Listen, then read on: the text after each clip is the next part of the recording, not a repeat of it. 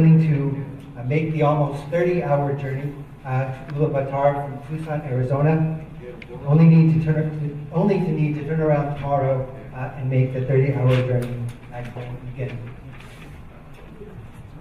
Юуны хэлхлээс өмнө би бас талхад хэлхийг хүсэж байна. Шүүхийн ерхий зөвлөл хурд намайг оролцуулахаас урьдлага ирсэн талхаж байна.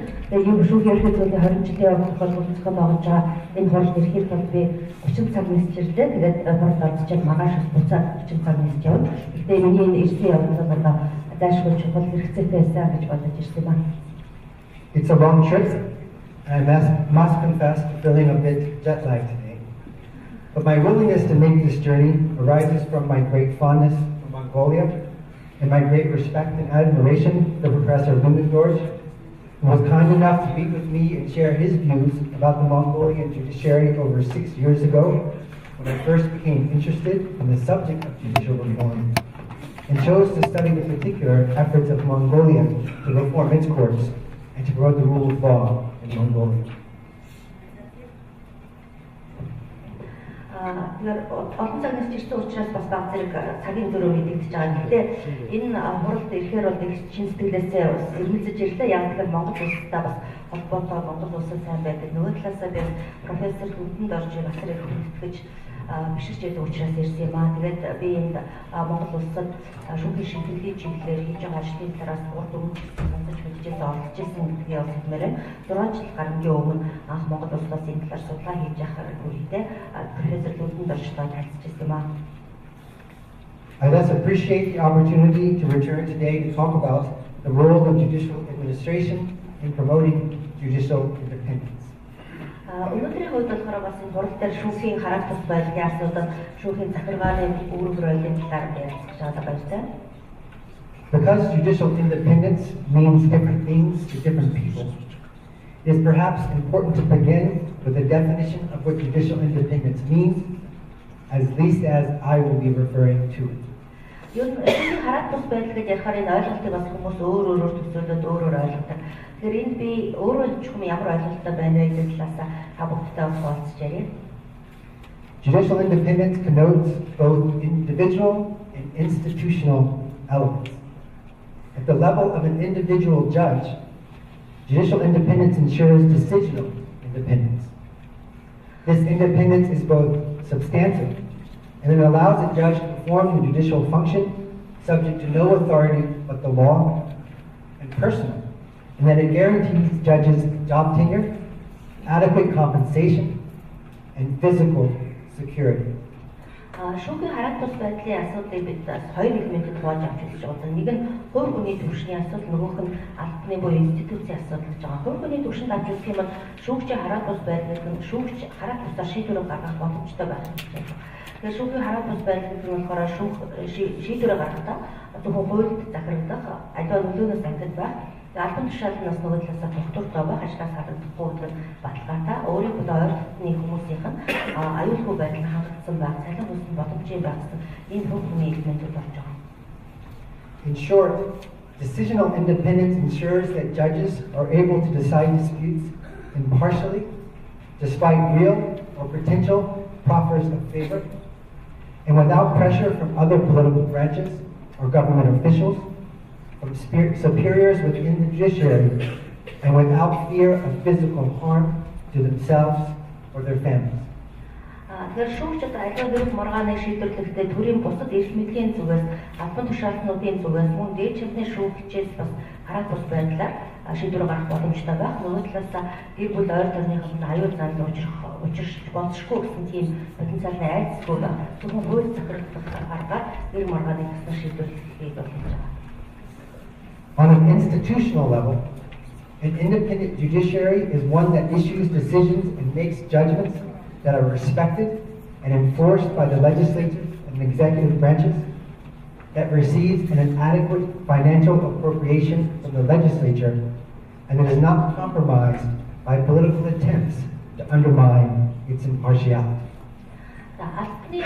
Буюу институцийн талаас нь хараат тус байдлыг авч үзэх юм бол шүүх хууль хэрэглэх замаар хэрэг маргааны тусаар шийдвэрлэх, гаргасан шийдвэрийг хууль тогтоох болон гүйцэтгэх эрх мэдлийн байгууллагууд хангалттай хандаж хэрэгжүүлдэг ба шүүхийн төсвийг хууль тогтоох эрхэмтлийн байгууллага нь тодорхойлж батлахдаа шүүхийн хараат бус байдал нөлөөлөхгүй тийм хэмжээгээр уламжлалт хэмжээгээр тогтоож байхаар бол тайлбарлагдаж байна.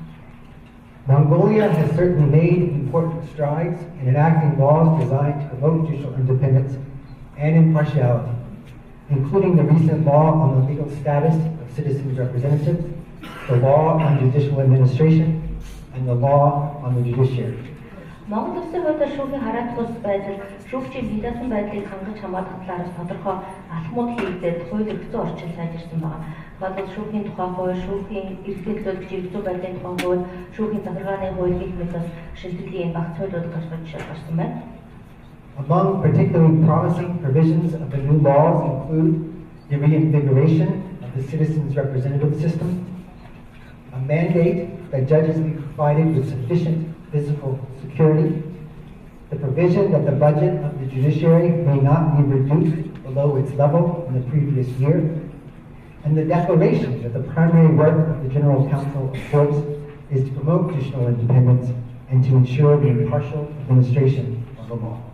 Шинээр батлагдсан одоо хуулиудыг харах юм бол энд бас онцлог орсон зүйлүүд бол харагдаж байна. Тухайлбал шүүх засах ажиллагаанд эрдэмтлүүлэгчийн оролцох тогтолцоог бүрдүүлж өгч, шүүгчийн хувийн аюулгүй байдлыг хангахад холбоотой залтуудад шүүхийн төсвийг өмнөх жилийн төсвөөс нь бууруулахгүйгээр батлах тухай асуудлыг оруулж байна. Шүүхийн бие даасан шүүгчийн хараат бус ажиллах нөхцөлийг бүрдүүлэгчийн талаар нь шүүхийн ерөнхий зөвлөлийг хэрэгжүүлэгчийн бүрийн талаараас оруулж өгсөн байна. The appointment of Professor Ludendorff as head of the General Council of Courts is as well indicative of the seriousness with which the task of promoting judicial independence and impartiality is being taken.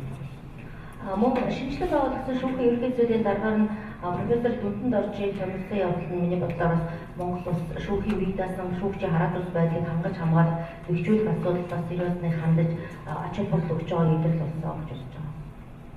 Indeed, there is surely little that I can say today that Professor Ludendorff hasn't already thought of, and he is no doubt more an expert on the role of judicial administration in promoting judicial independence than I. Ер нь энэ хурал дээр миний ярьж байгаа зүйл бол профессор Ludendorff-оос илүү одоо бодож тунгаагаад сэтгэсэн зүйл бол ерөөсөө нэг зүйл бол байхгүй. Шүүхийн бие даасан байдал, хараат бус байдлын асуудлаар мөн шүүхийн захиргааны чиглэлээр бол Ludendorff агшид надаас илүү эксперт байна. Nor do I have anything to offer that goes beyond the considerable collective expertise in this room. Энэ өрөөнд цугларсан хүмүүс шүүгчид, захиргааны ажилтнууд, судлаачид та бүхэн хувьд ч гэсэн шүүх эрх мэдлийн асуудал дээр бол надаас илүү бас тийм практик мэдлэгтэй гэх бол итгэлтэй. I am decidedly not in the judicial reform business and am not here to offer any prescriptions. Тийм болохоор миний зүгээс одоо ийм байх ёстой гэж зааварлах зүйл бол ерөөсөө байхгүй. But since I've been invited to give this talk and have traveled this far, I guess I will make some observations. Please take them as only that.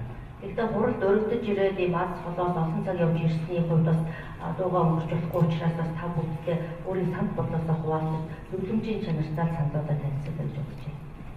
My first observation is that while Mongolia has, like many other countries, vested administrative authority over the courts in a judicial council, Mongolia's version of a judicial council, as codified in the recent law on judicial administration, is more robust than many judicial councils.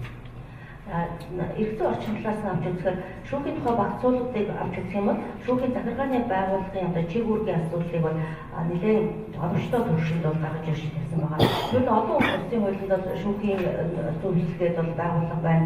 Энэ байгууллагын эрх үүргийн талаар нь аваад үзэх юм бол Монголын хуулинд заасан тэр залтууд илүү робост буюу орчин үеийн нөхцөл байдлаа тохирсон тийм эзэмшүүдийг олгож байгаа. Many judicial councils only have power over the day-to-day management of the courts. Others have power over the selection of judges, but only the most robust judicial councils are responsible, as is the General Council of Courts, for recommending discipline and removal of judges, in addition to the selection of judges, and bearing responsibility for the daily administration of the courts. олон орны хуулийг авч үзэх юм бол энэ шүүхийн зөвлөлийн жиг үүрэг нь бол нөгөө хангах үйлчлэгээр өдөр тутмын менежментэнд нөлөөтэй болдог гэсэн үүрэгтэй байдаг.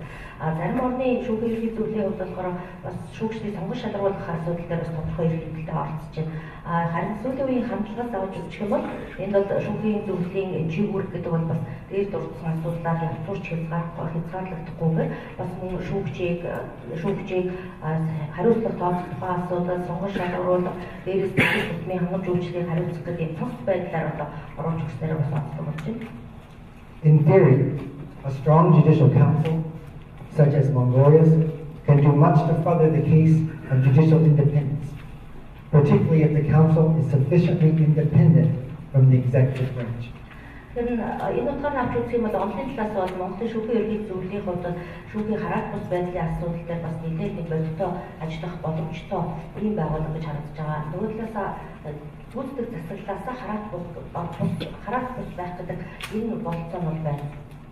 To foster such independence, academic theorists generally recommend that the composition of a judicial council should include a majority of judges selected by and from the judiciary, as opposed to a majority of appointees by the executive branch. Энэ хараат бус байдлыг одоо нэмэгдүүлэхийн тулд эрдэмтэн судлаачид юу гэж зөвлөдөг вэ гэхээр шүүхийн ерөнхий зөвлөлийн бүтцээр гишүүдийн олонх нь шүүгчдэд бүрдсэн байх нь бол илүү тохиромжтой болж байгаа. Өөрөөр хэлбэл гүйцэтгэх засаглалын оролцоо нь бага байх гэсэн ийм зөвлөмж байдаг. However, empirical evidence has not shown that the balance between judges and political appointees on a judicial council is determinative or even particularly important to its success in promoting judicial independence. Гэхдээ шүүхийн ерөнхий зөвлөлд байгаа гишүүдийн харьцаа шүүгч болон бусад улс төрийн томилогдсон хүмүүсийн харьцаагаар бүх асуудлыг одоо шийдэх боломжтой гэсэн тийм эмпирик нотлохоо одоо хүртэл байхгүй байгаа. Шүүгчийн хараат бус байдлыг хангах дээр бол дээр дурдсан зооны бүтцийн талаас нөлөөлөлтөний харагдахгүй. As anecdotal examples of this point, the administration of the judiciary of the Czech Republic is under the direct control of the executive branch, yet the judiciary of the Czech Republic is widely regarded as one of the most independent and impartial judiciaries in any post-communist country. Одоо жишээ болгож хэлэхэд жишээлбэл Чех улсын шүүхийн зөвлөл байна. Энэ шүүхийн зөвлөлийн үйл ажиллагаа дээр бол гүйцэтгэх засаглалын шууд оролцоо буюу хяналт гэх үнэр байдаг. Тэгтэл Чех улсын шүүх эрх мэдлийн тогтолцоог бүгд нь аваад үзэх юм бол пост коммунист байсан одоо энэ орнууд дотроо хамгийн одоо хараат бус хамгийн аль нэг талын эрх ашигт үйлчлдэг бүх гэдэг утгаараа шүүх нь бол тийм сайн эрх хүндэтэй байдаг. On the other hand, the Judicial Council of Romania is comprised primarily of judges and is self-governing, and yet its judiciary is not regarded as particularly independent or impartial.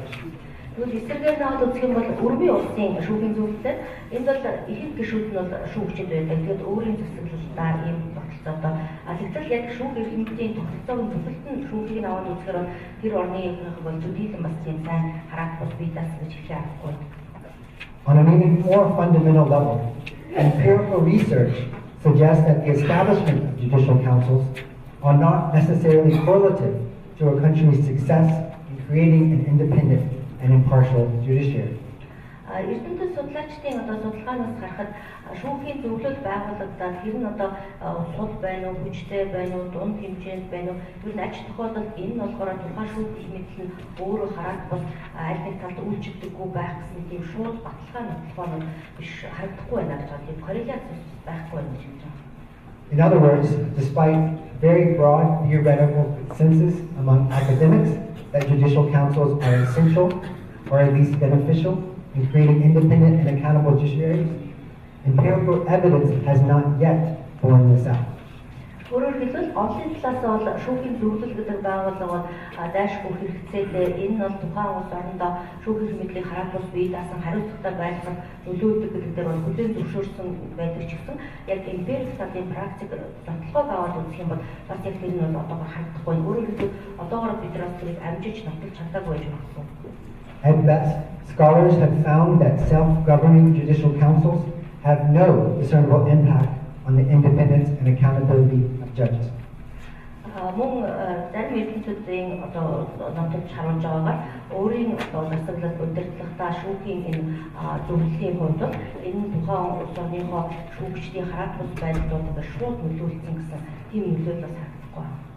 At worst, studies have found that judicial councils in Latin America may have actually served to perpetuate problems of political influence, favoritism, and impunity that they were created to combat.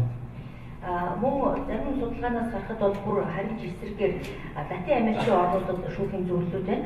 Дэлгээр нь болохоор тухайн одоо шүүхийн мэдлийн тогтолцоонд нь одоо богшсон тийм фаворитизмын асуудал байна, ял шийдвэрлэх өнгөрөх асуудал байна, улс төрийн нөлөөлөл энэ бүх проблемыг улам бүр ужигруулж байгаа тийм нөлөөллийг үзүүлж байна гэсэн судлаачдын өгүүлбэр. This may seem an odd point to make, since I have been invited by the General Council of Mongolia to talk about the role of judicial independence in promoting our judicial administration in promoting judicial independence. Энэ хүртэл дээр шүүхийн хараат бус байдлын асуудлаар ярилцах зорилгоор шүүхийн ерхий зөвлөлийн урилгаар ирчээд би бас нэг сони юм яриад байна гэж та бүгд бодож магадгүй. But please hear me out.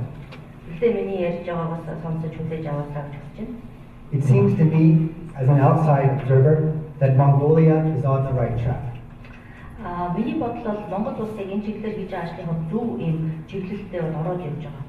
I'm merely pointing out what the empirical evidence of others has shown, and do so in order to emphasize that no single set of provisions is guaranteed to achieve an independent judiciary.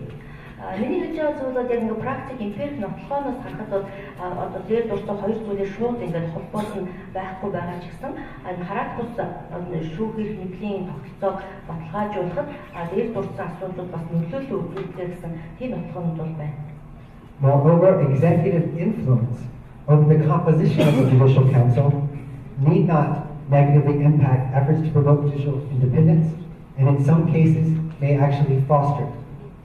Мөн зарим тохиолдолд ингээд гүйцэтгэх эрх мэдлийн байгууллагын зүгээс шүүхийн зөвлөлийн бүтцэд бас нэлээд оролцоолоо байснараа тэр шүүхийн мэдлийн хараат бус байдал сүргээр нөлөөлсөн гэсэн тийм зүйлүүд харагдахгүй. Мөн зарим үед бүр даашаа эрх мэдлийг нэмэгдүүлж гэсэн хуулиар оруулж ирсэн тохиолдлууд байдаг. In practice, judicial independence takes various forms and is shaped by varied legal provisions, political traditions, and cultural expectations. There is no universal formula, and each country must chart its own course. Практикээр аваад үзэх юм бол хараат бус одоо шүүхийн мэдлийн тогтолцоо байна гэдэг нь болохоор их олон зүйлээс бүрдсэн юм цогц ойлголт болдог. Энэ дээр бол эрх зүйн орчинч нөлөөлж байна, мөн улс төрийн соёл уламжлалт нөлөөлж байна. Мөн тухайн ард иргэдийн дунд байдаг одоо соёлын хүлээлт чилдэг. Энэ одоо үзэл баримт нөлөөлж байгаа. Шүүхийн хараат бус байдлын дээр бол яг цорын ганц ийм багстай гэсэн тогтсон тийм томьёо формула бол байхгүй. Moreover, the best evidence suggests that judicial independence depends as much on cultural expectations and political realities than on the actual organizational structure of judicial administrative bodies. Ер нь нөхцөл харахад бол шүүхийн хараат бус байдал нь тухайн улс оронд байгаа шүүхийн захиргааны байгууллагын бүтэц зохион байгуулалтаас шалтгаалсан гэхээсээ илүү тухайн улс оронд яг иргэдийн дунд соёлын ямар хүлээлт ойлголт байдгүй, мөн улс төрийн бодит байдал нь ямар байна гэдгээс бол их шалтгаалж байгаа. At its core, judicial independence rests upon an underlying cultural presumption that public officials and private interests are not to tamper with judicial decision-making. In countries with independent judiciaries, this presumption draws strength from a basic popular respect for the role of the judge and a strong cultural expectation that judges ought to behave independently. To be a judge is to decide cases according to the law and the facts, despite the pressure of political sponsors, powerful private interests, and even popular opinion. Ер нь шүүхийн хараат бус байдлын асуудал бол тухайн улс орн шүүгчийн талаарх иргэдийн дунд ойлголттой холбоотой байдаг. Улс төрийн одоо эрх мэдлэлтнүүд болон хөрөнгө мөнгөтэй тэр хүмүүсийн хувьд шүүхийн шийдвэр гаргах үйл ажиллагаанд нөлөөлөх нөлөө ямар байдлаар гэдэг иргэд юу гэж үзэж байгаа гэдгийг шалтгаалаад байгаа. Хараат бусын шүүхийн мэдлэлтэй орнуудыг жишээг нь авч үзэх юм бол тэр орнууд яг шүүгчийн үүрэг ролийн хувьд олон нийтийн дунд ойлголт нь нэлээд олон жилийн өмнөөс төлөвшсөн. Шүүгч хүмүүс аливаа тохиолдолд хараат бус бие бие даасан байдлаар шийдвэр гаргахыг боломжтой гэсэн тийм соёлыг хүлээлгэх зүйл нь байгаа юм. Тэгэхээр шүүгчид шийдвэр гаргахад зөвхөн хуульд болон онцгой баримтууд дээр тулгуурлан энд ямар нэгэн тийм улс төрийн дарамт нөлөөлөл байхгүй, хувь хүмүүсийн нөлөөлөл байхгүй, олон нийтийн тийм популяр нэг бүсдийн зүйлд хөтлөгдөхгүй гэсэн итгэлтэй байгууллагаас харагдаж байна. As one American Supreme Court Justice has noted, judicial independence is a state of mind, a matter of expectation, habit, and belief, and not just among judges, lawyers, and legislatures, but among millions of people. In the face of widespread expectations of judicial independence, attempts to inappropriate judges are rare, and when they do occur, are met with harsh public disapprobation. Америкийн дээд шүүхийн нэг шүүгч хэлжсэн үгийг шүү дээ. Тэрээр хэлдэг шүүхийн хараат бус байдал гэдэг зүйл бол хүмүүсийн тарих толгойд тогтсон тэр үзэл юм. Энэ бол тухайн хүмүүсийн хүлээлтээр шалтгаалж хүмүүс мөн юунд бол тэр дадаж хөвшсөн тэр итгэл үнэмшилтэй байна гэж шалтгаална. Тэгэхээр энэ одоо үзэл санааг бол зөвхөн шүүгчид, өмгөөлөгч, хууль тогтоогчдын толгойд байгаа зогсохгүй сая хүмүүсийн толгойд энэ үзэл баримт байсан тохиолдолд шүүхэл мэдэл нь хараат бус байна гэж байна. Тэр энэ бол хэрвээ ийм одоо ойлголт хүмүүсийн толгойд хэрэг байдаг болох юм бол шүүгчид нөлөөлөх гэсэн оролдого бас харьцангуй зүүн болно. Ийм оролдого гарсан тохиолдолд түүнд бас олон нийт одоо жигшиж зэвүүцэж хандах гэсэн ийм үндэслэл нь бий болно гэж байна. The flip side to this public expectation of independent decision making, however, is an equally strong public expectation and shared trust that judges will decide cases impartially and with integrity, solely according to the law or the judge's sense of justice, and not according to outside influence or for the judge's own direct or indirect gain. Ингэж шийдвэр гаргах нь бол үнэн зөв байна гэвэл итгэдэг олон нийтийн хүлээлт гэдэг зүйл нь тухайн шүүгчдийн гаргаж байгаа шийдвэрт итгэж байгаа эсрэг бас шууд хамаарч байна. Өөрөөр хэлбэл хүлээлт итгэлтэй бол холбоотой байна гэсэн. Тухайн шүүгч шийдвэрээ гаргахдаа одоо бодитойгоо байдлаар гаргаж гэнэ үү? Хин нэгний тийм шууд болон шууд бус нөлөөлөлт автахгүй гэдэг бол одоо тэр итгэлтэй байгаагаас энэ хаалт байдлаас шалтгаалж байна. In other words, the flip side to judicial independence is judicial accountability. One cannot exist without the other. Accountability. Тэгэхээр шүүгчийн хараат бус байдал гэдэг болохоор доосны одоо нэг тал нь нөгөө талд нь болохоор шүүгч өөрөө хариуцлагатай байх гэсэн асуудал байгаа. Тэгэхээр өөрөөр хэлбэл энэ хоёр зүйл одоо харилцсан бие биенээр бол бас орших аргагүй болж байна. Accountability and judicial integrity beget public trust. And public trust begets support for and the expectation of judicial independence. Шүүгч одоо хариуцлагатай байх, шүүгч одоо үнэн шударга байх, интегрити байх гэдэг нь болохоор нөгөө талаас нь итгэлийг, олон нийтийн итгэлийг дагуулж авчирч байна. Олон нийтийн итгэл байна гэсэн нь болохоор шүүх хэлбэрийн цогцолцоо нь өөрөө одоо хараат бус юм а гэсэн тэр хүлээл, тэр ойлголтыг төлөвшүүлж байна. The expectation of judicial independence in turn protects judicial integrity and promotes judicial accountability. Мөн шүүхийн хараат бус байдлыг одоо олон нийтэд хүлээн зөвшөөрөөд үүнийг хүсч хүлээдэг болчих юм бол энэ нөгөө талаас шүүгчийн хамгаалж өгч шүүгчийн одоо шударга байх болцоо мөн хариуцлагатай байхыг нь сайжруулж өгч байна.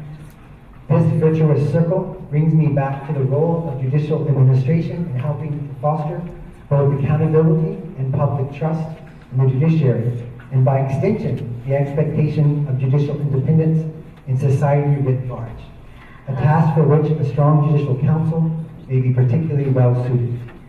Тэгэхээр энэ дээр дурсан хариуцлагатай байх асуудал, шүүх эрх мэдэлд олон нийтийн зүгээс итгэдэг байх асуудал, мөн шүүхийн хараат бус байдлын асуудал гэдэг энэ бүгд дээр бас шүүхийн захиргааны байгууллагын одоо хийх ажил үүрэг бол нэлээд их байдаг гэж байна. Энд бол нэлээд их олон ажлыг шүүхийн зөвлөл бол хийх боломжтой. In many post-communist countries struggling to promote judicial independence, judges face enormous social pressure to act in ways that are sometimes antithetical to impartiality. Юуныхэд коммунист байсан олон орнуудыг аваад үзвэл тэдний шүүгчийн хараат бус байдлын асуудлыг одоо шийдэх гэхэд шүүгч тулгарч байгаа нийгмийн хэм дарамтууд маш их хэмжээнд байдаг. Энэ болохоор хараат бус байх гэсэн энэ одоо үзэгдэл болыг цаад болгож байгаа. A primary pressure often comes from the value placed on an obligation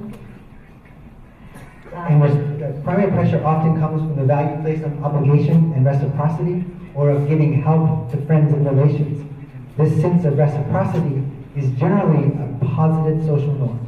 Энэ дарамт одоо зөвхөн юунаас үүдэлтэй байна гэхээр энэ бол тухайн нийгэмд байгаа үүргийн тухай хариуцлага баримттай байх гэдэг тэр ойлголттой их шууд холбоотой байдаг.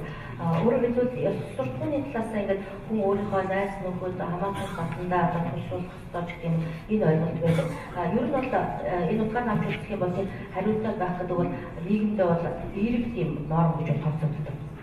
However, the reciprocal obligation to give help to friends and relations can be an unwieldy one, and can extend not only to close friends and relatives, but also to distant kin, co-workers, neighbors, and those from the same birthplace, and even acquaintances.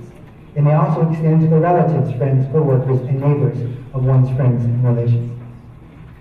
Энэ найз нөхөд хамаатан садандаа одоо сайн байх энэ үүрэг гэдэг маань зөвхөн одоо тухайн хүний ойрын найз нөхөд хамаатан саднаас хязгаарлагдахгүй эд дотор бол одоо холбооны хамаатанд орж байна. Дээрээс нь нөгөө найз нөхөд хамаатан садан гэж бас тэр хүмүүс байна. Тэгэхээр энэ бол өргөн тийм нийгмийн хүчтэй бий болж байна.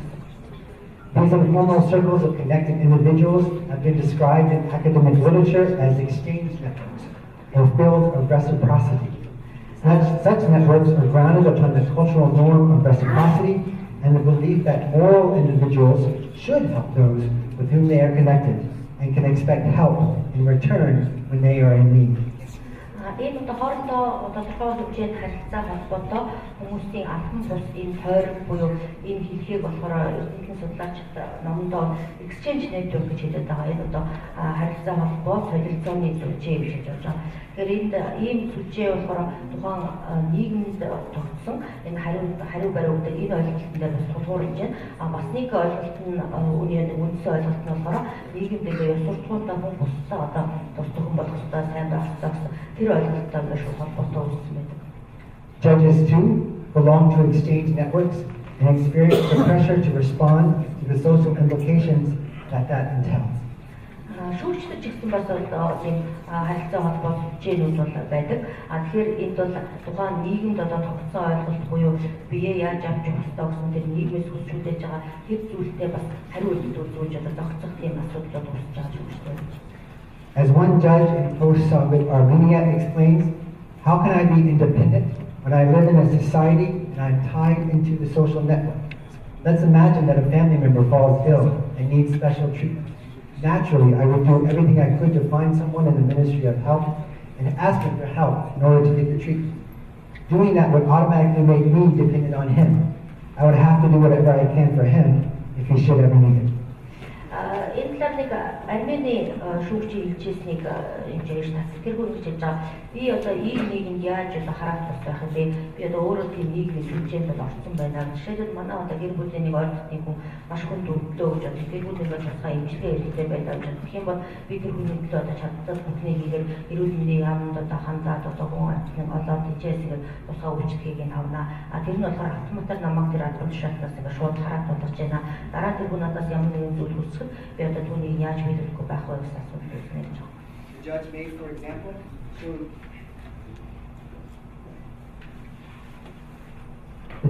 for example, show leniency to the official or the official's relative or friend should either end up before the judge in a criminal matter, or the judge may render a helpful decision in a civil case that affects the official's official interest.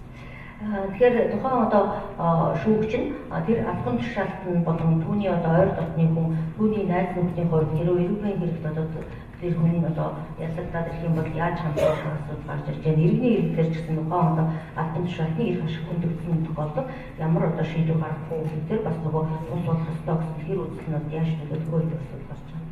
While such a practice may fit the Western definition of judicial impropriety, to regard a judge who takes care of a sick family member as unethical overlooks the fact that it would be more dishonorable for a judge to ignore the needs of a family member than to abide strictly by the law. Тэгэхээр шүүгч одоо хараат бус байх ёстой гэсэн дээр барууны ойлголтоор авч үзэх юм бол тухайн хүн одоо гэр бүлийнхаа дээр гишүүн өвчтөө хүнд одоо тусдаг хүн болох үүднээс ийм шийдвэр буруу шийдвэр гаргана гэж байгаа нь болохоор нэг талаасаа ингээд буруу асуудал нөгөө талаасаа ёс зүйн талаасаа үзэх юм бол тэр хүн одоо өөрийнхөө нөгөө гэр бүлийн хүний одоо эрх хэрэгцээ тэр асуудал дээр бас яаж хандваа гэсэн бас ийм сонголтын асуудал гарч байна. However, it's not a simple matter of judges facing pressures from close family members and friends to tilt the hand of justice in a particular direction. Rather, judges may find themselves under significant pressure from a host of informal social exchange networks linked to the various groups with whom they associate. Тэгэхээр энэ бол тухайн шүүгч бол ирж байгаа дарамтыг олох юм бол гэр бүлийн гишүүд найз нөхдийн зүгээс бол нэг талаасаа одоо дарамт ирж байна. Нөгөө талаасаа болохоор нийгмийн сүлжээд гэж оролцсноо гэдэг нь болохоор альва шүүгчдийн хувьд болохоор яаж өөрийгөө одоо өмнөөс ангид хамгаалж болох вэ гэдэг энэ шийдлийг бол олох хэрэгтэй гэсэн юм байна.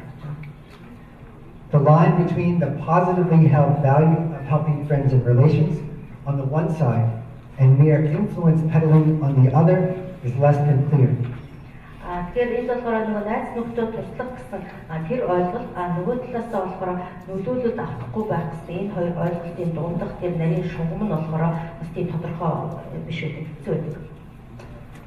Social exchange networks may become more problematic as a given society grows increasingly polarized along the lines of rich and poor, well-educated and lesser educated, and rural and urban. Нийгмийн солилцооны сүлжээд автах асуудал болохоор аль ч нийгэмд бол байдаг. Гэхдээ ямар нэгэн илүү их өдөртөө харагддаг болохоор тухайн нийгэм тийм туйлширсан байдалтай байгаа тохиол жишээлбэл баян ядуугийн хоорондын зөрүү, боловсролтой боловсролгүй зөрүү, хотдуугийн зөрүү гэдэг зөрүү ихтэй байна. Not only does such segmentation mean that the advantages of social exchange networks are spread less and less equally, but the exchange networks of the elites can be converted into closed and increasingly monetized patron-client relationships and power-sharing networks.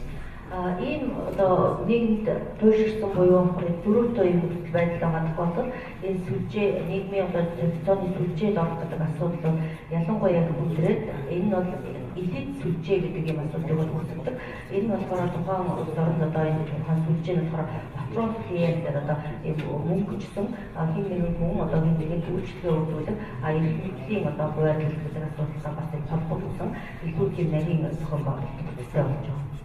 Moreover, unequal access to social exchange networks can legitimize more direct forms of getting things done, such as paying of bribes and other inducements, usually out of the belief that the bribes or connections are necessary to get anything done, because it is believed everyone else is using their connections and paying bribes as well. Ийм тохиолдолд бол альва зүйлийг хийх тулд заавал одоо хамгууд өгөх ёстой гэсэн ийм ойлголт бол үүсдэг. Өөрөөр хэлбэл хамгууд өгөхгүй юм бол одоо нөлөөлөх гэж оролдохгүй юм бол нөгөө тал болохоор тэгж оролцож байгаа учраас тэд нар бол илүү хончно гэсэн тийм одоо ойлголт бий болоод байна. Regardless of their own ethical values, individuals may come to perceive that using only formal channels to get things done is a recipe for losing out in the competition to survive, much less to prosper in the face of widespread illegality by others. Тэр ийм нийгэмд болохоор тухайн одоо хувь хүн шийдвэрээ гаргуулах гэж байгаа тэр хувь хүний хувьд ёс зүйн талаасаа тэр хүн ямар ч итгэл үнэмшилтэй байсан гэсэн хэрүү одоо ийм хууль ёсны аргаараа цаашаа ингээд явах юм бол энэ бол зайлшгүй одоо алдаж хохирохыг гэдэг болно. Яагаад гэхээр одоо энэ бол өрсөлдөөнд би ямар нэгэн зүйл хийхгүй бол ялагдана гэсэн тийм одоо ойлголтыг бол төрүүлээд энэ цаашдаа энэ нөхцөл байдлыг улам өөрчилж болох гэж байна. To the extent that this perception is commonly shared within a society, the lives of individuals can be in fact controlled by a negative rule of law myth. This myth is the belief that the state and its institutions are universally corrupted and that everyone is on the take. Тэгэхээр ийм одоо үндэс санаа нийгэмд тэгээд бий болоод төвчих юм бол энэ нөгөө хувь хүмүүсийн дунд маш их тийм сөрөг миф буюу тийм горомж ойлголтыг бий болгож байгаа нь хуулийн сэтгэлийн талаар. Тэгэхээр хүмүүс бол юу гэж жигд одоо бодох вэ гэхээр одоо төр болон төрийн институт байгууллагууд нь бүхэлдээ одоо авирлагчсан. Ийм болохоор тийм байгаа одоо бүх хүмүүс бол одоо заавал одоо буруу шийднэ гэсэн юм ойлголт байна. In such a social environment, individuals take the illegitimacy of the law and legal institutions for granted. Laws are assumed to benefit the elite, and legal institutions are not trusted for the impartial resolution of conflict. Individuals thus direct their behavior toward the expectation of legal failure. Тэгэхээр ийм нийгмийн орчин нөхцөл байдалд хувь хүмүүс бол одоо хуульд итгэх итгэлгүй болж байна. Хуулийн байгууллагууд нь одоо угаасаа буруу ажиллана гэдэг зүйлд бол буруу дассан тийм байх ёстой гэж бодчихдог. Тэгэхээр энэ тохиолдолд хуулийг зөвхөн илгээдүүлэлт өөрчлөлт болохоор хийсэн хуулийн байгууллагууд нь болохоор аливаа асуудлыг юм хараат бус байдлаар шийдэж чадахгүй гэсэн бүртэр итгэл нь болж байна. The result is a great deal of distrust in the judiciary. Distrust, which, as discussed previously, is antithetical to the public expectation of judicial independence that is necessary for judicial independence in practice. Тэгэхээр үүний үр дүнд болохоор одоо шүүх эрх мэдэлд итгэл бол үгүй болчихж байна гэсэн.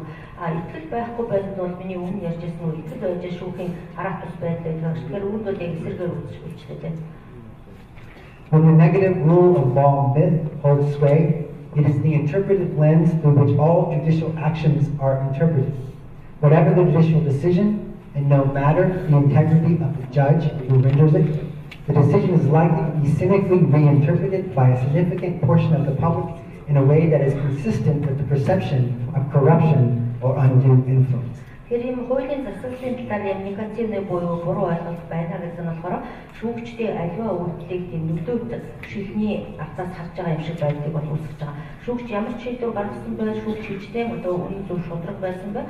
Тэгээ аливаа шийдвэрийг нь болохоор хүмүүсийг циничний хандаж, түүнд нь болохоор итгэхгүй байгаа. Ингэснээр бол нийгэмд аливаа бүх одоо шүүгч гэдэг бол их авилгачсан одоо хуулийн төсөл байхгүй гэсэн тийм нийт ойлголтыг бий болгох. Worse, this perception may be continuously fed as part of a never-ending cycle by a stream of anecdotal stories, media reports, and regular public opinion surveys suggesting high levels of judicial corruption.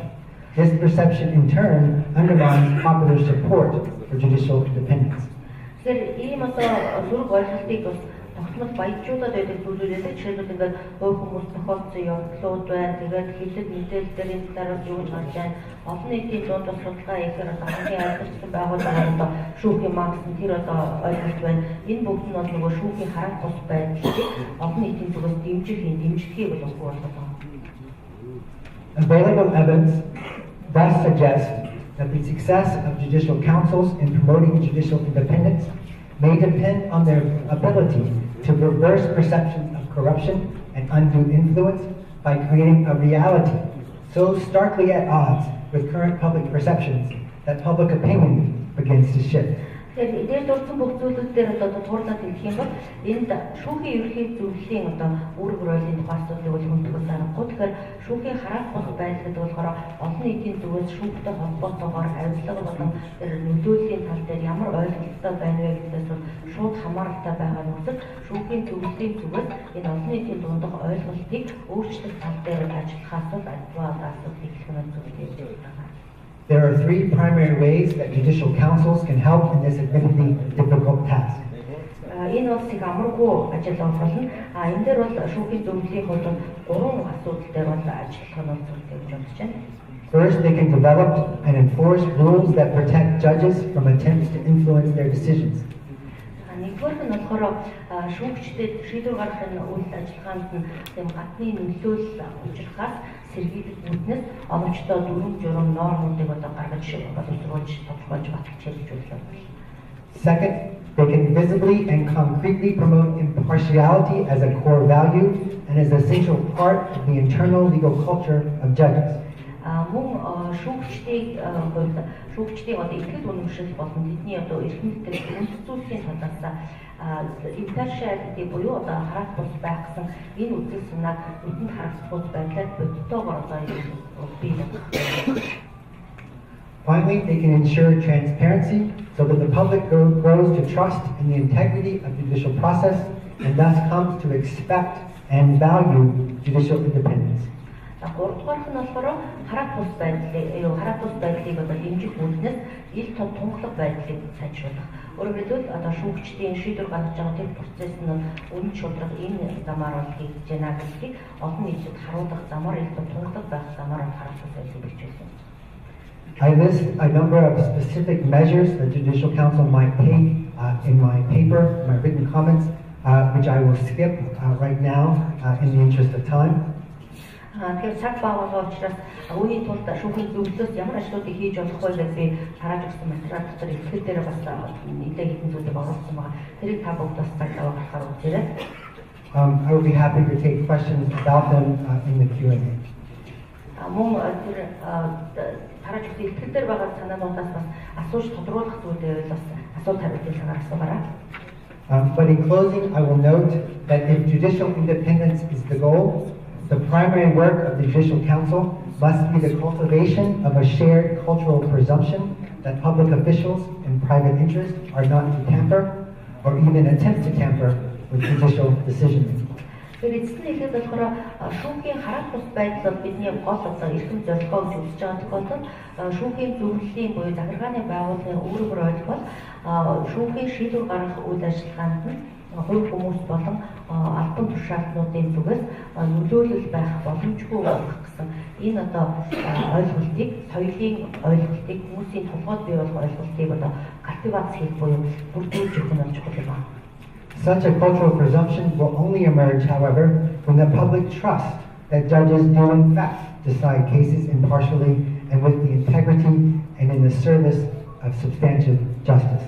Олон нийтийн дуудахын соёл ойлголт гэдэг нь хэзээ бий болох вэ гэхээр хүмүүс итгэсэн тохиолдолд одоо шүүгч болохоор юм хараат бус байдлаар шийдвэр гаргаж байна гэдэг итгэл нь бий болсон тохиолдол.